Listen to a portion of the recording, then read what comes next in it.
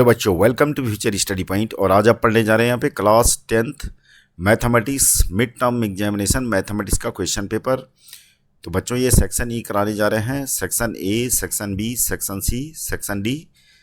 आप लिंक देख सकते हैं डिस्क्रिप्शन बॉक्स में, वहाँ से आप स्टडी कर सकते हैं। तो यहाँ पर सेक्शन ई में जो है 3 केस बेस्ड स्टडी क्वेश्चन है, जिसमें प्रत्येक क्वेश्चन 4 मार्क्स का है। तो आइए करते हैं question number 36। The given images are few examples of parabolic reflectors which mathematically can be described with the help of quadratic polynomials. Parabolic reflectors are used in devices like dishes, satellite, telescopes, microphones to collect or focus waves such as light, radio or sound waves to a single point. This enables efficient transmission or reception of signals. तो इस type का कोई भी shape होता है वो क्या होता है, पैराबोलिक बोलते हैं इसको। तो इस टाइप का ये दे रखा है यहाँ पे कि पैराबोलिक रिफ्लेक्टर्स इस तरीके के शेप को बोलते हैं। तो आगे आपको जो है इसको ज़्यादा नहीं समझना, आपने बस यही समझना है कि ये वाला शेप क्या है, पैराबोलिक रिफ्लेक्टर्स। तो इस टाइप का जो भी इक्वेशन बनेगा इस कर्व का तो वो क्वाड्रेटिक होता है। बस ये इतना इन्फॉर्मेशन काफ़ी होती है इसके लिए। तो हमें क्वेश्चन करने सीधे direct. Based on the above information answer the following questions. Right standard form of quadratic polynomials. तो जो क्वाड्रेटिक पॉलिनोमियल्स है उसकी स्टैंडर्ड फॉर्म क्या होती है, ax² plus px plus c, ये होती है स्टैंडर्ड फॉर्म। तो इसका आंसर यही था। सेकेंड पार्ट है find the zeros of polynomial. तो ये पॉलिनोमियल दे रखा मैं 203x² माइनस 203x। तो 203 यहाँ पे कॉमन है, 203 और x कॉमन है, तो अंदर बचेगा x माइनस 1। अब क्या करना है आपको, जो जो फैक्टर्स हैं उसको इक्वल टू 0 करके x की वैल्यू निकाल देनी है। तो x इक्वल टू 0 हो गया। दूसरा फैक्टर क्या है, x माइनस 1, ये इक्वल टू 0 करके x इक्वल टू 1 आ गया। तो हमारे 2 जीरोज आ गए इसके, यही निकालना था इसमें। Question number 3। If alpha and 1 upon alpha are zeros of quadratic polynomials 2x² minus x plus 8k, then find the value of k। तो अल्फा दोनों जो है एक दूसरे के रेसिप्रोकल हैं, तो हम प्रोडक्ट वाला लगा देते हैं फॉर्मूला। अगर क्वाड्रेटिकेशन इस टाइप का होता है तो जो दोनों जीरोज़ का प्रोडक्ट क्या होता है, अल्फ़ा बीटा इक्वल टू क्या होता है, c/a होता है। तो वही वाला लगा देते हैं, अल्फ़ा मल्टी 1/अल्फ़ा हो जाएगा। और c कितना है यहाँ पर जो क्वाड्रेटिक इक्वेशन है हमारा ये है, तो यहाँ पर c क्या है, ये है 8k अपॉन में a क्या है हमारा 2। अब ये 2 4 जा हो जाएगा, तो कितना आ गया इधर 4k हो गया और इधर क्या हो गया 1 हो गया। तो k इक्वल टू क्या हो जाएगा 1/4 इज द आंसर। दूसरा चॉइस का क्वेश्चन है। If 1 zero of the quadratic polynomial x² minus 2x minus 7k plus 3 is minus 4। तो हमारा जो क्वाड्रेटिक पॉलिनोमियल है वो ये दे रखा है x² minus 2x minus 7k plus 3, और इसका एक जीरोज क्या दे रखा हमें, ये एक जीरो दे रखा हमें -4। तो ये जीरो इसको सेटिस्फाई करेगा, तो हम x की जगह में -4 रख लेते हैं। तो पॉलिनोमियल की वैल्यू क्या हो जाएगी, 0 इसमें। तो 0 को पुट करने से क्या होता है, पॉलिनोमियल की वैल्यू 0 हो जाती है। तो माइनस ये ब्रैकेट खोल लेते हैं, तो कितना हो गया -7k माइनस 3 और इक्वल टू 0। ये हो गया 16 प्लस 8 माइनस 7k माइनस 3, तो ये आ गया 24 माइनस 3 यानी 21। तो ये आ जाएगा 21 माइनस 7k, उधर जाके -21 हो जाएगा। k इक्वल टू कितना आ गया 3 is the answer.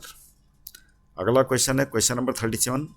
An aeroplane is a flying vehicle with fixed wings and 1 or more engines and is capable of moving through air. It is used for cargo handling, air travel or military purposes.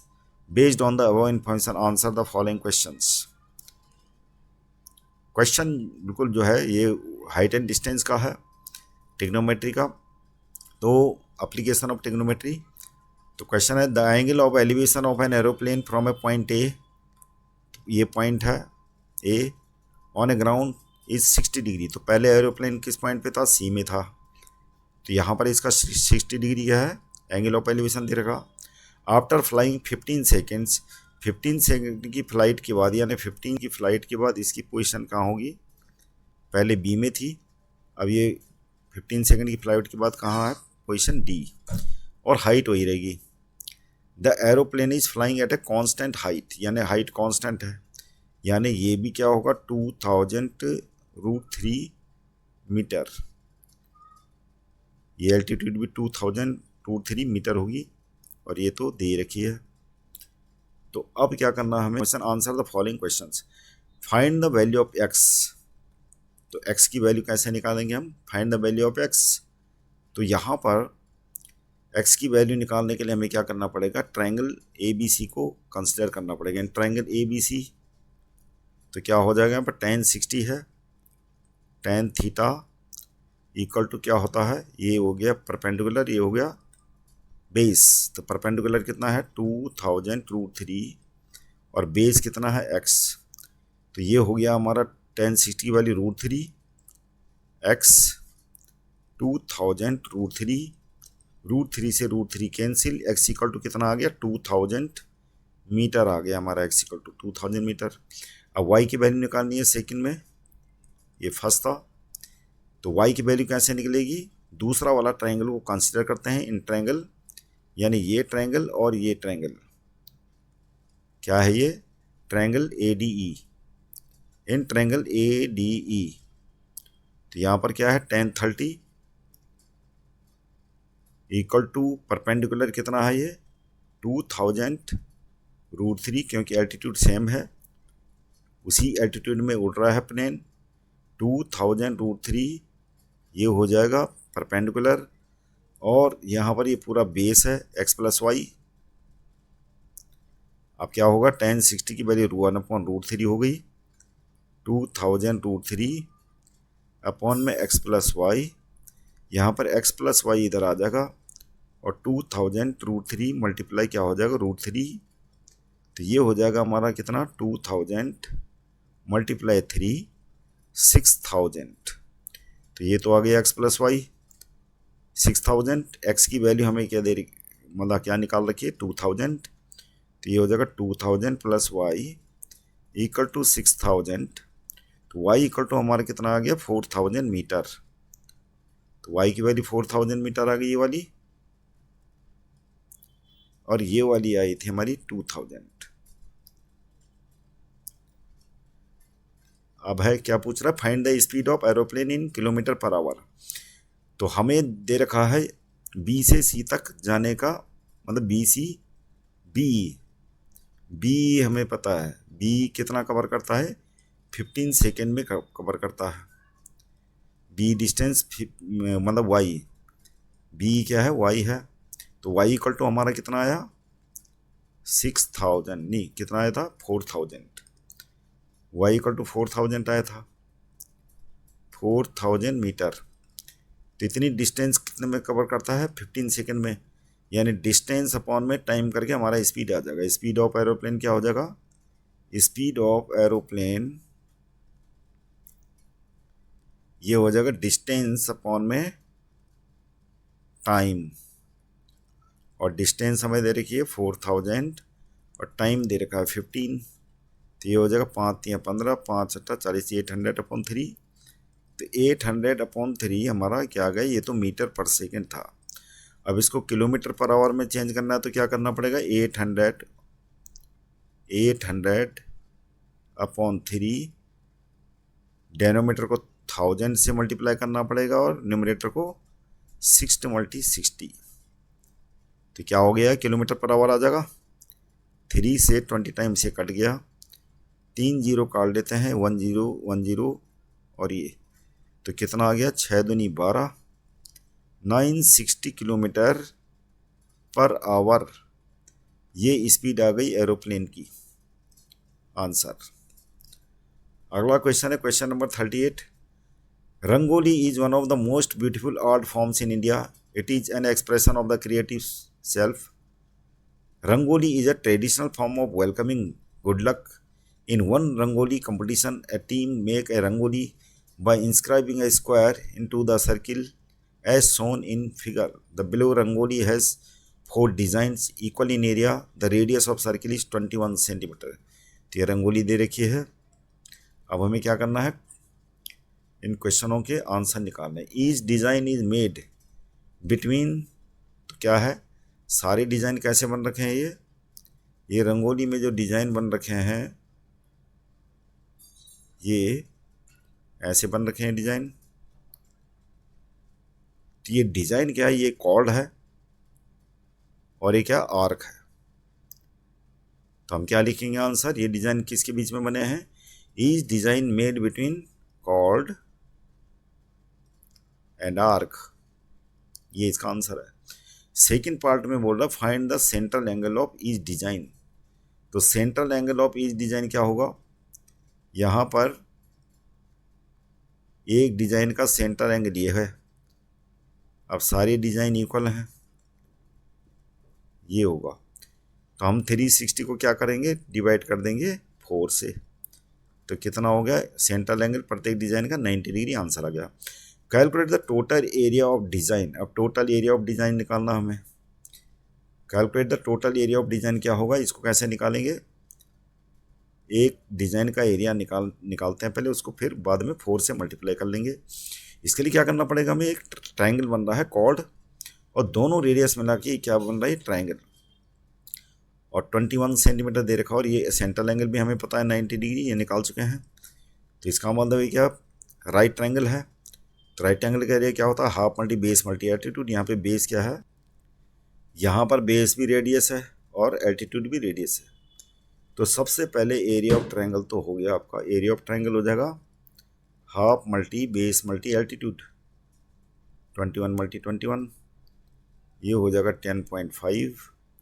तो ये हो गया हमारा कितना, calculate करके ये हो जाएगा 10550, यानी कितना आ गया, 2205 डेसिमल लगा देते हैं, 225.5 सेंटीमीटर स्क्वायर। ये तो आ गया एरिया ऑफ ट्राइंगल। अब एरिया ऑफ सेक्टर निकाल लेते हैं पूरा। एरिया ऑफ सेक्टर कितना होगा, एरिया ऑफ सेक्टर हो जाएगा थीटा अपॉन 360 मल्टी क्या होता, पाई आर स्क्वायर।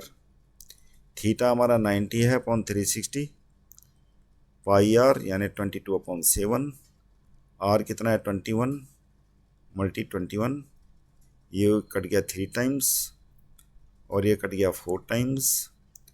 तो ये आ जाएगा हमारा कितना, 22×66 मल्टी 21/4। इससे काट लेते हैं इसको, 4 एकम 4 और क्या हो जाएगा, 4 छक्का 24, 4 पंजे 20। तो इसको मल्टीप्लाई कर लेते हैं, 5 6 1, 2 पंजे 10 का शून्य हासिल, 2 चौका 3 हासिल 1, 2 एकम 2 3, 5 6 3 1 4 3। तो ये आ जाएगा हमारा कितना, 3465, यानी 346.5 सेंटीमीटर स्क्वायर। ये आ गया एरिया ऑफ सेक्टर। अब हमें क्या आना है, एरिया ऑफ डिज़ाइन निकालना है। एरिया ऑफ डिज़ाइन हो जाएगा हमारा कितना, एरिया ऑफ सेक्टर से हम क्या करेंगे, minus area of triangle subtract कर देंगे। तो ये हो गया एरिया ऑफ सेक्टर माइनस हो गया एरिया ऑफ ट्रायंगल। अब दोनों को सब्ट्रैक्ट करके कितना आ गया, 346.5 220.5 माइनस करके 126 सेंटीमीटर स्क्वायर। ये आ गया हमारे कितना, एक डिज़ाइन का एरिया।